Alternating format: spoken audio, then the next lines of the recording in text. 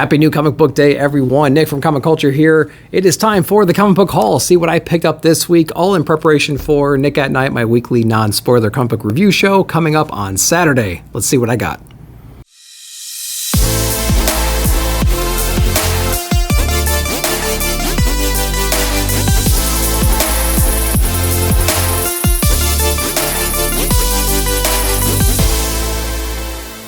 All right, welcome back. So again, happy new comic book day. I hope you guys got your books. I hope you guys are reading some good stuff. Let me know if you've read anything that you really enjoyed. Let me know down below in the comments.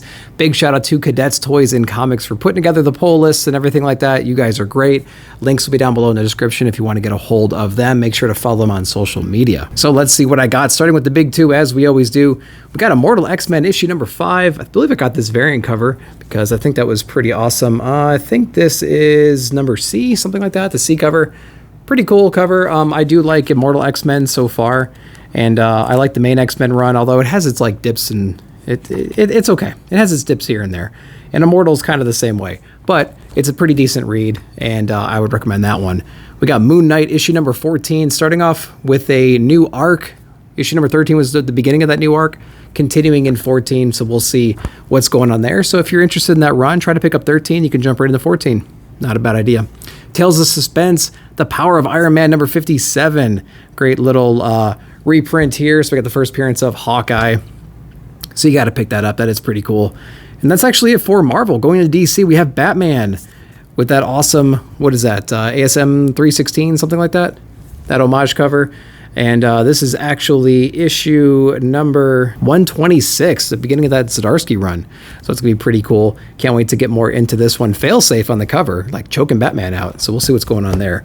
No idea. Number 6 of 6, Tom King's Killing Time. Batman Killing Time. Is it going to be worth it? I don't know. I've been kind of lukewarm on the series overall. I'm sure this is going to have all kinds of craziness in there and things like that, and flips at the end or whatever kind of story changes he's going to throw into there. We'll see what goes on in issue number 6.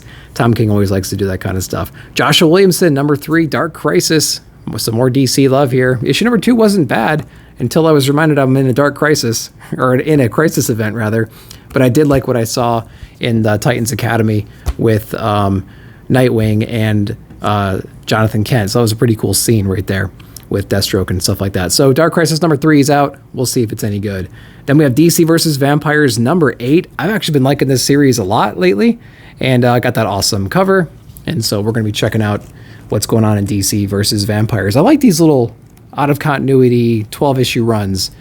Deceased was another great one. I kind of like it when they do that, because they can just do whatever they want, and it's actually pretty fun. So I've been liking DC versus Vampires. Then we have Sword of Azrael. So this is actually Dan Waters.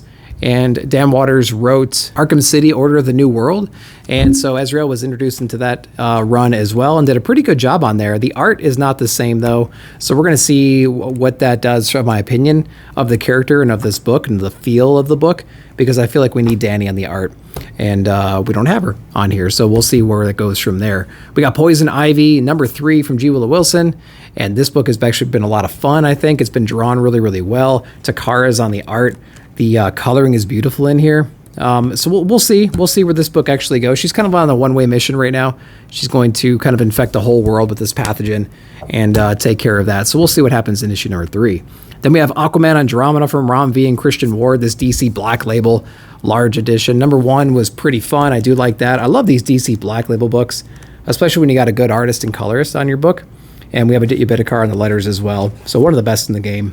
So yeah, we'll see where they go from here. Pretty interesting issue number 1. We got issue number 2 out. So I'm looking forward to that, because it's been a while since we had that book come out. So that's it with the big 2. We're going to jump into some indie books next. We have a new one from AWA Upshot, Peter Milligan, on Sacrament. So AWA has been putting out some really good stuff as of late. We have Absolution, New Think is a good one, Devil's Highway. We had Not All Robots. We had just a lot of cool books coming out for AWA. So check them out if you're into the indie scene and you haven't gotten into those yet. I think The Joneses is another one that just came out. I think that's ending soon. And so we have a new book, The Sacrament. We're going to see what it's all about. Pretty interesting concept and everything. So we're going to jump into that and check it out. Then we have from Image Comics from James Tynion, we have The Closet. This is issue number 3, originally a Substack book, made its way over into the paper format, and they're releasing it. Luckily, this is a really interesting introspective tale We have a lot of like demons in the closet kind of things, sins of the father kinds of stuff happening right now. And the last issue was pretty heavy, and it had a pretty interesting cliffhanger at the end with his son. So I won't spoil too much there for you, but it's a pretty interesting book so far. A little bit heavy on the emotion side. Like it's a lot of real world stuff going on in that book. So be aware of that. Then we have Dead Lucky, a new #1 from Image. We have Dead Lucky here. We'll see what this one's all about.